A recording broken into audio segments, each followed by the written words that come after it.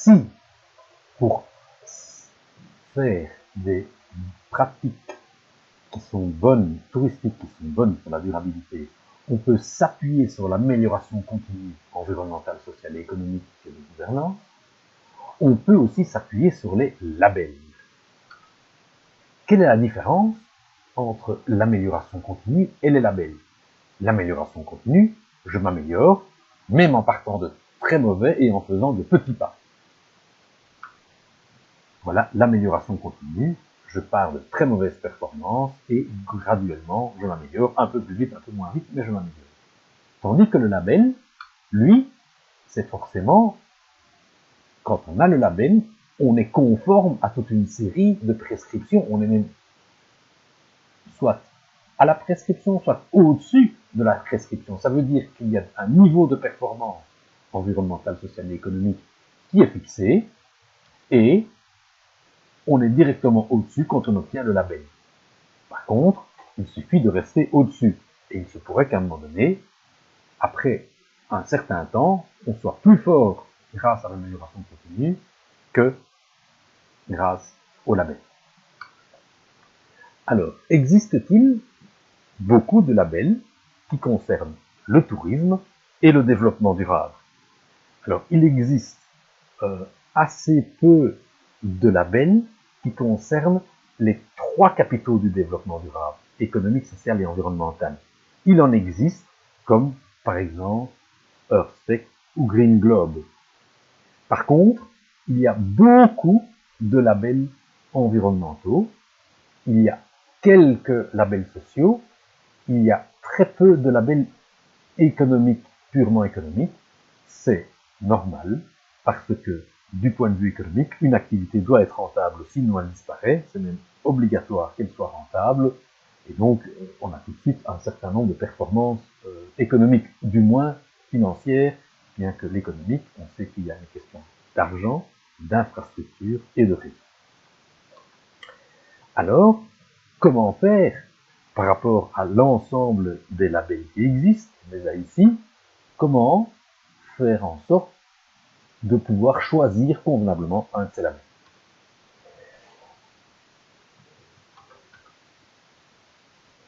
Le contexte de la labellisation, je reviens en arrière, oui. Le contexte de la labellisation dans le domaine du tourisme,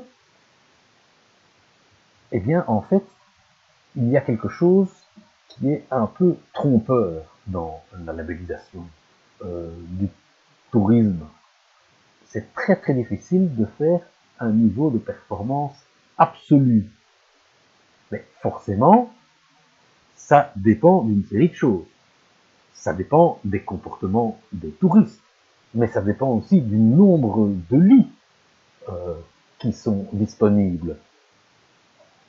De telle sorte qu'on ne peut pas dire un hôtel consommera maximum 5 mètres cubes par jour, parce que s'il a plus de clients, ou s'il agrandit ce nombre de chambres, forcément, il va consommer plus d'eau.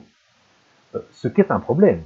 Parce que s'il y a 5 mètres cubes disponibles pour ne pas dégrader l'environnement, le label ne garantit pas qu'on va rester à 5 mètres cubes. Deuxièmement, si un touriste décide de prendre plusieurs bains, sauf à mettre un gendarme touriste à côté de lui, un gendarme du tourisme à côté de lui, ben ça va être très difficile de l'empêcher. Et en plus, si la labellisation arrivait à restreindre à ce point les comportements, eh bien, dans un système de concurrence, l'hôtel d'à côté, l'hébergement d'à côté, ne propose pas ce label et dit « Venez chez moi, vous ne serez pas contraint ». Du coup, on est souvent plus proche avec le label de l'amélioration continue. Exemple d'un label clé verte, dans la matière d'eau, on exige des investissements et du contrôle. J'ai pris le critère 24.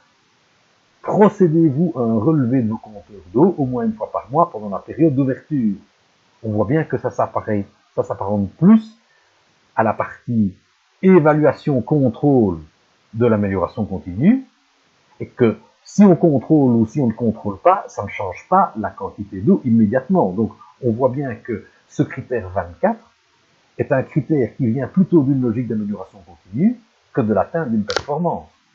Le critère 28, lors du remplacement des toilettes, choisissez-vous des modèles dont le volume des chasses d'eau est inférieur ou égal à 6 litres par chasse d'eau. Ça n'indiquera pas la quantité d'eau consommée, parce que si un touriste va plusieurs fois à la toilette, ça sera plusieurs fois 6 litres d'eau, par rapport à un touriste qui va une fois à la toilette et qui tire un volume de 9 litres. En fin de compte, le résultat sera peut-être meilleur, malgré le fait qu'un établissement n'est pas investi dans des chasses qui ne font que 6 litres. Mais bon, sur la moyenne, il vaut mieux quand même mieux une chasse de 6 litres qu'une chasse de 9 litres. Et donc, on voit bien que ça ne porte pas sur une consommation maximale en absolu, ni même en relatif. Il n'y a pas de label « Consommez-vous moins de 200 litres par client et par unité », par exemple. Alors, quels sont les critères de choix du label? Eh bien, on a le prix. C'est important de savoir combien ça va vous coûter à vous, opérateur touristique, de prendre un certain label. Est-ce que ça va être facile à mettre en œuvre, ce label, ou est-ce que ça va demander beaucoup de travail, d'investissement, de contrôle, de complications? Est-ce qu'il y a un intérêt pour ce label? Est-ce que le label a une notoriété? Est-ce qu'il y a un grand nombre d'établissements? Est-ce que ce nombre d'établissements sont contents? Et est-ce que le contrôle est indépendant? Du coup, à ce moment-là, le label paraîtra sérieux. Et est-ce que le label est adapté au territoire? Alors, par exemple, un territoire où il y a énormément d'eau, ce serait normal que le label soit moins sévère, puisqu'il n'y a pas de problème d'eau, comparé au désert.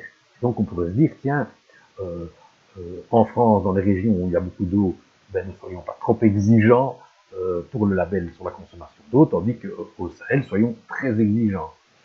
C'est bien, ça provoque néanmoins une difficulté, c'est que le même label qui a des niveaux différents, c'est difficile du coup de communiquer, puisque le public international se dira, ben, si c'est le même label, je devrais avoir les mêmes exigences.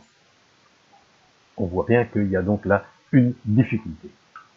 Alors, prenons quelques labels pour voir un petit peu les différences. Le label clé verte dont on a déjà parlé, prix d'entrée entre 150 et 1500 € en fonction de la taille. Le contrôle annuel, puisqu'il y a un contrôle indépendant, coûte entre 250 et 300 €. Les performances sont assez bonnes. On ne vise que l'environnement. Il y a environ une soixantaine d'établissements en Wallonie, 624 établissements en France, et dans le monde, environ 3000. L'écolabel européen ressemble assez fort à Clé Verte, en tout cas on trouve des similitudes. Lui, comme son nom l'indique, il est uniquement pour l'Europe, coûte un peu plus cher, tant à l'entrée qu'au contrôle. Les performances sont parfois un petit peu plus élevées, pas toujours, c'est relativement semblable. Bien sûr, c'est un écolabel, donc c'est purement environnemental. Il n'y en a pas en Wallonie, il y en a pas en Belgique, il y a 92 en France, et bien sûr, pour le monde, ça ne se justifie pas, puisque ce n'est que pour l'Europe.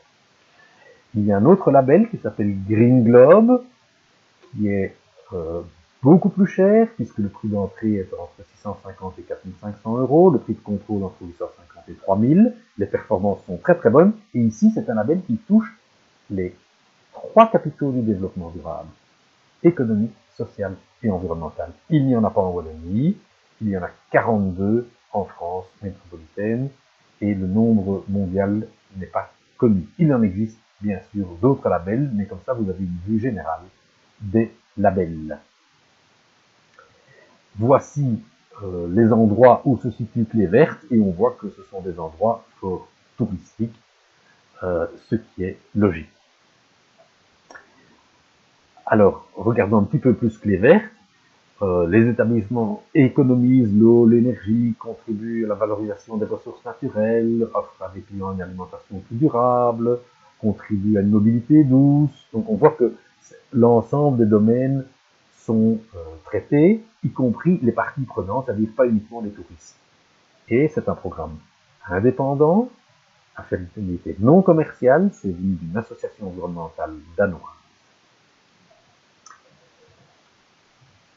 Pour prétendre au label, il faut attester d'une politique environnementale ambitieuse et atteindre des performances précises dans une logique d'amélioration continue. Comme je l'ai dit, le label est octroyé annuellement avec un contrôle plus poussé tous les 3 ans. Vous aurez enfin un témoignage d'une personne qui a obtenu un label Clé Verte.